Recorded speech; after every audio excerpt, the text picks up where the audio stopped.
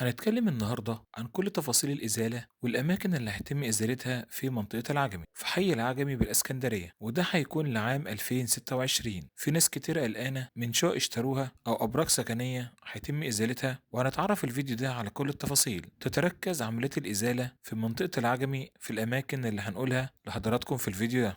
رقم واحد: إزالات توسعية في الطريق الدولي الساحلي، إزالات التعديات والإشغالات والعقارات القايلة للسقوط والمخالفات. بالنسبة لإزالات توسعية الطريق الدولي الساحلي، بيتم نزع ملكية وصدرت قرارات في سنة 2025 لاعتبار مشروع توسعة الطريق الدولي الساحلي اسكندرية مطروح، وده من أعمال المنفعة العامة. بتشمل إزالات العقارات والأراضي الواقعة في المسافة ما بين الكيلو 21 وحتى الكيلو 101 بنطاق محافظة الإسكندرية ومطروح لتوسعة الطريق إلى 7 حارات مرورية في كل اتجاه. يبدأ التنفيذ الفعلي لنزع الملكية حوالي 35 قطعة أرض في الإسكندرية لصالح هذا المشروع.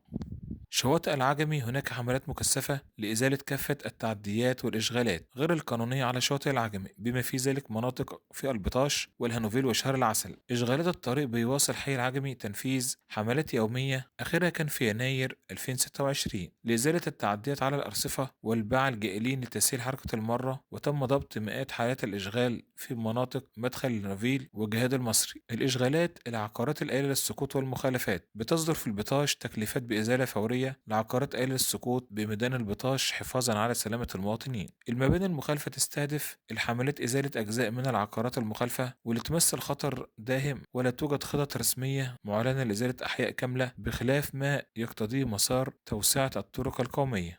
يمكن الاطلاع على الصفحة الرسمية لحي العجمي أو البوابة الإلكترونية لمحافظة الإسكندرية للتأكد من وضع أي عقار محدد قبل الشراء أو الاستثمار. وبكده هنكون اتكلمنا عن آخر أخبار الإزالات في العجمي. لو عندك استفسار أو أي تعليق اكتبه لنا أسفل الفيديو، ولا تنسوا الاشتراك في القناة.